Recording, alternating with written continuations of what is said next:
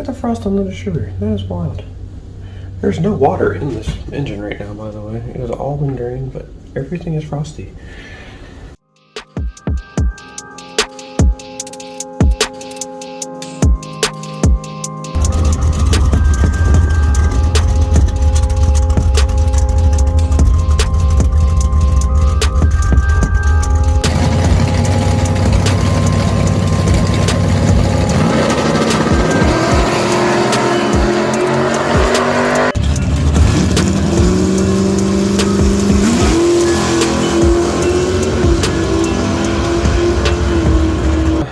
Midnight Magic all tucked away for the winter. Still strapped down from the last race. Ready to go. Actually, we could just pretty much just throw fuel on it and go race again if we wanted to. But I need to do a little bit of winter maintenance. I did drain all of the water out of it at the last race because I did not want to crack the block. It is 18 degrees today. You can see it looks super dirty in the video. But let's see if we can get this hood open here. We'll get the carburetor bowls drained out and throw some WD-40 in there just to make sure everything is good for the winter. Alright, let's see if we can get the hood off here real quick. This might be entertaining. It's usually a little bit of an adventure to get the hood off of this thing.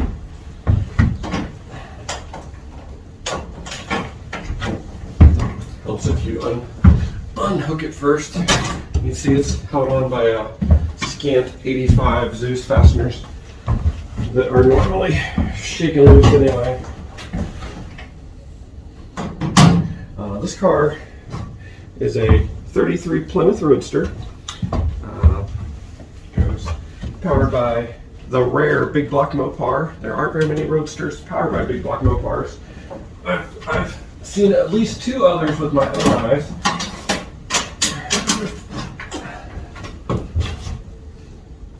Neither one of those were 33s though.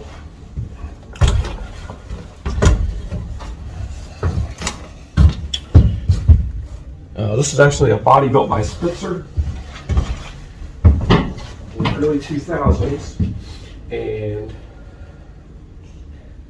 I don't believe I think they actually do still make the bodies. As you can see, this is 383 Mopar. Through and through, pretty basic stuff here. Oh my gosh, the intake has frost on it. Look at that. Sitting in the trailer, the intake has gotten frost on it just from sitting in here. How about that? That's how cold it is. So my guess is it would probably not start today. We'll just go with that. You can see it's got a 850 alcohol carburetor from May Race Carbs. That's one of the fancier parts on this thing. Otherwise, it's got custom headers and all the stuff to make a big block Mopar fit into a race car. So I found that just one of these little paint can toppers is pretty much about the perfect size for draining these fuel bowls. When I pull it in the trailer, I do usually turn the fuel pump off and let the car just run on the whatever's in the bowl to run it out. So I did try to run it a little bit empty before I parked it for the winter, but still a little bit in there.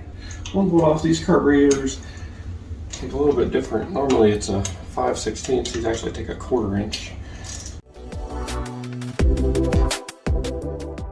You can see it is actually pretty clean in there. Too bad. A little bit of schmutz in the bottom. We'll just wipe that right out. I do run a smidgen of top lube in my alcohol. If you don't know what top lube is, it's just you just add a little bit of it, and it just makes the alcohol by itself is super duper dry and kind of caustic. I just put in maybe a couple ounces. If you put in too much though, it'll actually gum up your needle seats and you come out and your needle seats will be all gummed up and sticking and all kinds of nasty stuff. You'll have build up on your valves and stuff like that. They do use a lot of alcohol when you start them. One tip that we use, block heaters, like, are a game changer on race cars. Like, the lean out valve, you might be able to get it a little bit closer, but it's very difficult. So with the block heaters, which is pretty much the same block heater that's used in your diesel truck, you just put it right in the block and bada boom, bada boom. As soon as you fire it up, it's 130 degrees. You didn't have to do anything. No, we're not wasting any fuel, no nothing. And you can see this one has a little more schmutz in it. A little bit of schmutz there, so it's a good thing we decided to come out here. So, put that zip tie. Alright, so I like to take and put a little bit of WD-40 into the carburetor for the winter, so you can crack the butterflies and just give her some nice squirty squirts in there.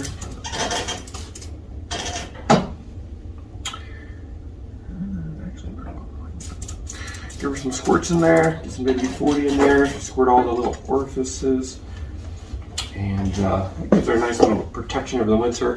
We're also going to jump in the car, crank it over a couple times, let it suck some of that down into the combustion chamber. So, and it's also good to crank the engine over in the middle of winter because your valve spring shouldn't sit in the same spot.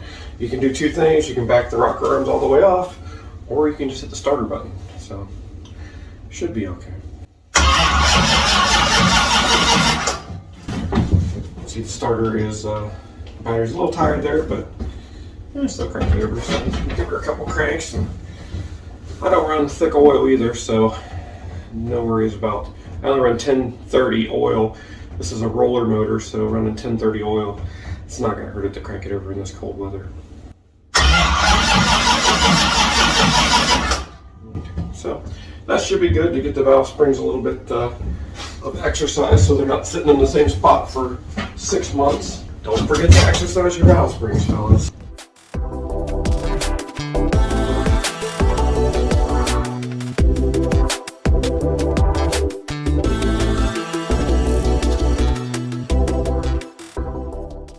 Alright, so she's all tucked in, ready for the winter. I got that frost on that. Got the frost under the sugar. That is wild. There's no water in this engine right now, by the way. It is all been drained, but everything is frosty. Pretty wild. Anyway, we are going back. That's all I wanted to do right now is just get the alcohol out of the carburetor, get her WD-40'd up for the winter, crank it over, let the valve springs get a little exercise, and should be good for another couple months. What are you doing? You can see my guard dog is out here helping me today. He's very much on high alert. Alright, you ready to get back to work? You ready? Yeah, okay. It's a big day for Windy Hollow Garage. We just got a call from the chassis shop out at Hawk Fab.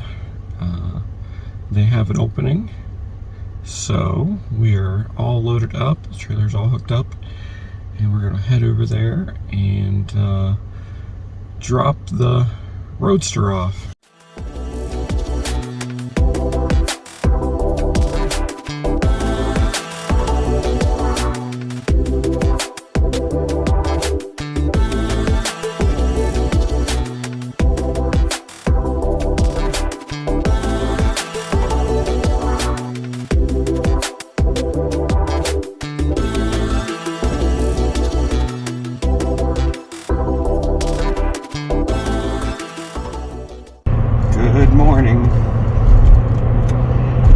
Back on the road for more adventures this morning.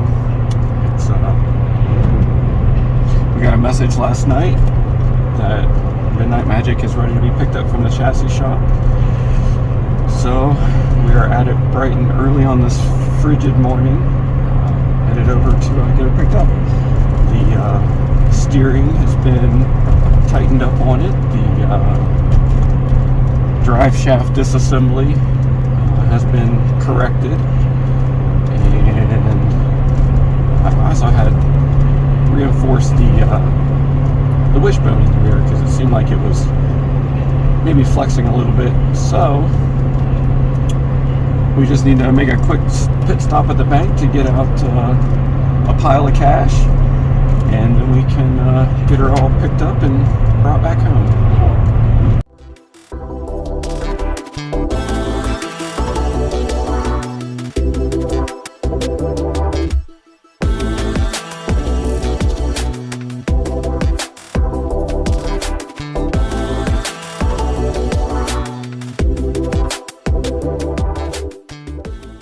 So this was just a little taste of Midnight Magic. We've got her back from the chassis shop, and she is unloaded into the shop right now. So I have a whole list of winter upgrades I need to get cracking on. So stay tuned so you can see what we have planned for the winter. Don't forget to like and subscribe. That way you know when the next video comes out, so you can learn all about Midnight Magic.